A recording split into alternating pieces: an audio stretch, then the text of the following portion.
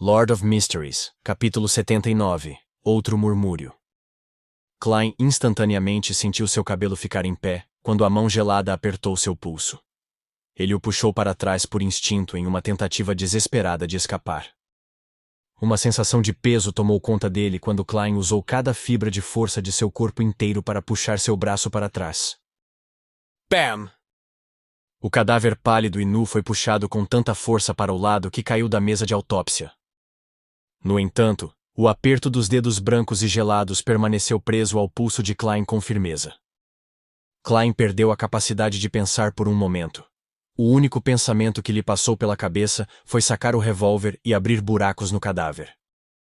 Porém, como não conseguia retrair a mão dominante, jogou a bengala preta e tentou desesperadamente retirar o revólver do coldre, sem sucesso.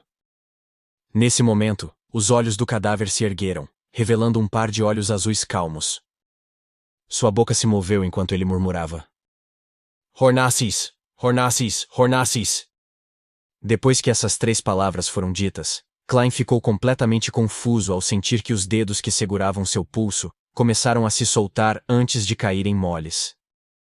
Os olhos do palhaço de terno estavam fechados mais uma vez, como se nada tivesse acontecido.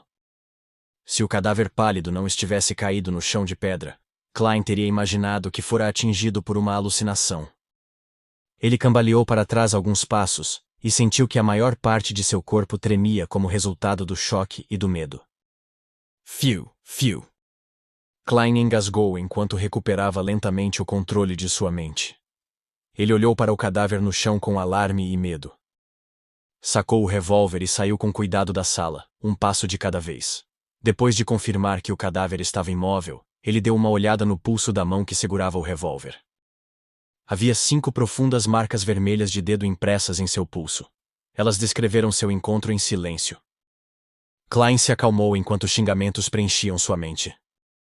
Puta que pariu, quase morri de choque. Depois de ofegar por mais de 10 segundos, ele começou a reunir itens em sua mente para se recompor logo. Ele recordou de todas as coisas que encontrou com cuidado e as juntou. Embora não entendesse o motivo da ressurreição do palhaço de terno, ele notou um ponto importante. O cadáver havia repetido a palavra Hornassis. É Hornassis de novo. Klein franziu as sobrancelhas. O caderno da família Antígonos tem registros de uma nação da noite eterna na cordilheira Hornassis. Quando estou em cogitação, ou usando visão espiritual, ouço sons que não deveria ser capaz de ouvir, e entre esses sons está a palavra Hornassis. A resposta para todas essas perguntas está na cordilheira Hornassis. Pode haver enormes perigos à espreita lá. Por exemplo, um deus maligno pode estar selado dentro dela, usando várias formas de atração para alcançar a liberdade. Enquanto pensava nisso, Klein entrou com cautela na sala e tocou o cadáver algumas vezes para verificar se estava completamente morto. Ele não queria que o colecionador de cadáveres Fry o visse bagunçar o lugar. Então reuniu coragem para mover o cadáver de volta para a mesa de autópsia. Klein não pôde deixar de sentir como se seu coração estivesse na boca durante todo o processo. O menor movimento poderia quebrar seus nervos tensos. Além disso, a sensação gelada dada pelo cadáver parecia particularmente nojenta. Depois de terminar a missão com muita dificuldade, ele relembrou o motivo pelo qual se aproximou do cadáver.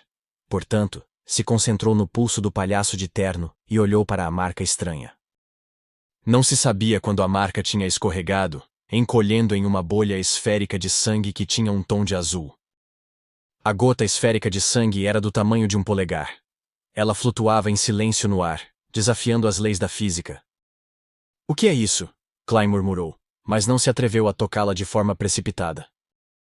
Ele não tinha intenção de esconder a estranha esfera de sangue. Em primeiro lugar, não sabia se era uma coisa boa ou ruim.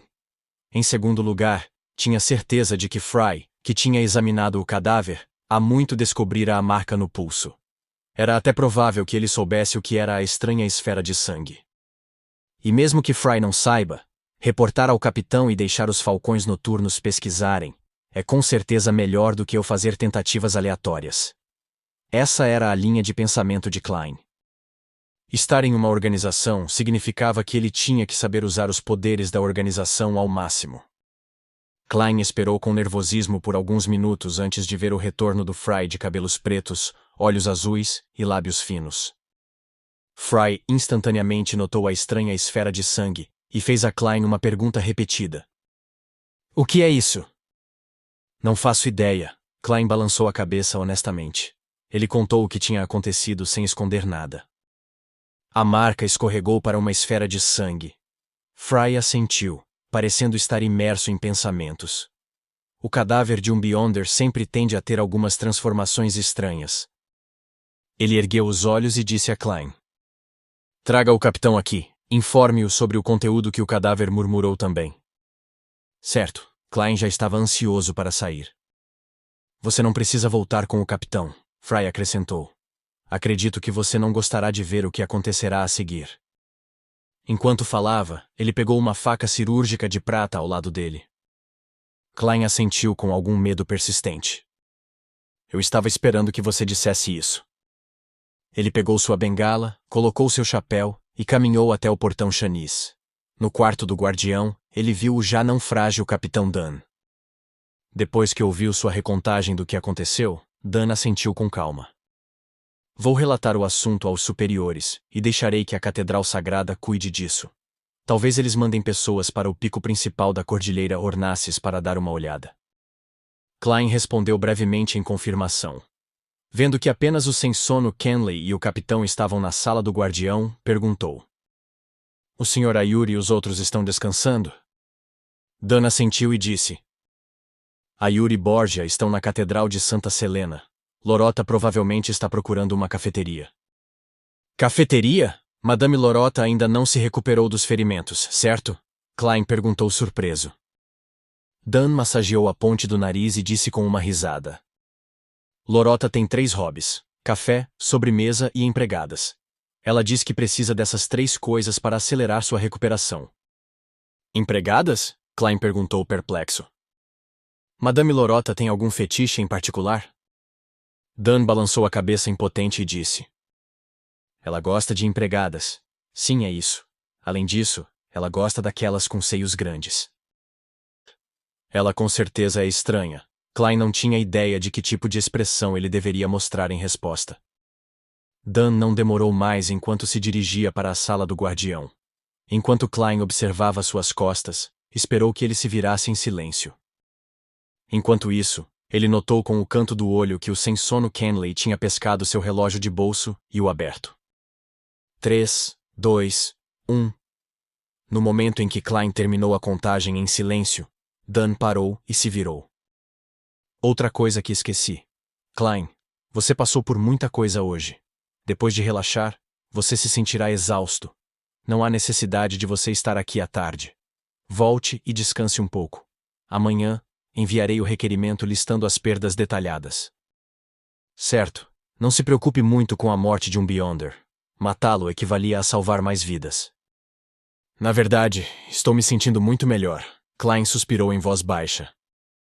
Dan assentiu levemente, e assim que se virou, deu um tapa na testa.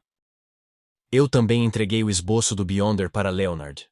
Ele e o departamento de polícia estão encarregados das investigações de acompanhamento. Acredito que o Beyonder deve ter andado em carruagens, comido e dormido em algum lugar. Tudo o que ele frequentou, tocou, deixou para trás, mesmo inconscientemente, servirá como testemunha silenciosa contra ele. As palavras do imperador Roselli são de fato sensatas. Sim, Klein respondeu estupefato. Depois que o capitão se afastou, Klein deixou a sala do guardião e caminhou lentamente para o segundo andar. Ao longo do caminho, ele de repente se lembrou de algo quando experimentou um ataque adicional de medo. Aquele palhaço de terno afirmou que a ordem secreta controla o caminho de sequência do vidente. Mesmo que ele estivesse exagerando, e ela não tivesse as fórmulas de poção de sequência superior, ela com certeza tem as de sequência mais baixa. Isso também significa que ela tem vários videntes. Então eles não vão adivinhar que eu matei o palhaço de terno e se vingarão de mim em segredo?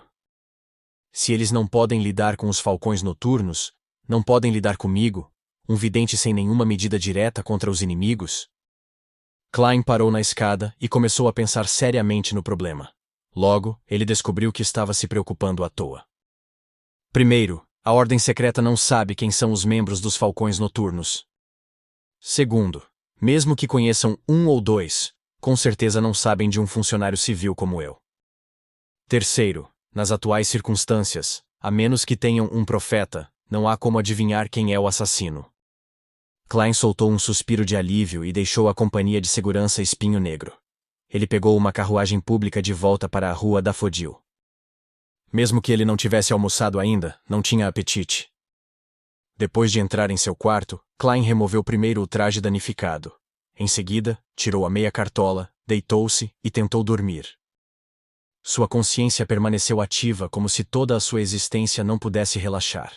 Sua mente não estava repetindo a cena dele atirando no palhaço de terno até a morte, mas a cena dele movendo o cadáver e a experiência de arrepiar os cabelos. Ele não se sentia mais desconfortável em matar pela primeira vez, mas sim mais desgosto quando pensava nisso. Este provavelmente era o objetivo de Fry. Ele esperava que eu me aproximasse do cadáver e o enfrentasse diretamente para superar meu trauma. Mas mesmo que o trauma de antes tenha sumido, outro apareceu. Klein deu uma risada autodepreciativa, enquanto seus nervos se acalmavam um pouco. Ele não tinha ideia de quando cochilou, mas quando acordou, seu estômago roncava em protesto. Eu sinto que posso comer um cavalo inteiro, Klein murmurou enquanto olhava para o sol se pondo no oeste como se o céu estivesse iluminado. Vestindo roupas casuais velhas, mas confortáveis, ele caminhou com pressa até o primeiro andar. Antes que pudesse pensar no que fazer para o jantar, ouviu a porta se abrir. Melissa. Os cantos de sua boca se curvaram com o pensamento. Desde que começou a andar de carruagem pública, sua irmã não voltava tarde. A chave girou quando a porta se abriu. Melissa entrou com sua bolsa que continha seus livros e artigos de papelaria. Ela olhou para a cozinha e disse: Klein, tenho uma carta para você. É do seu mentor. Uma carta do mentor?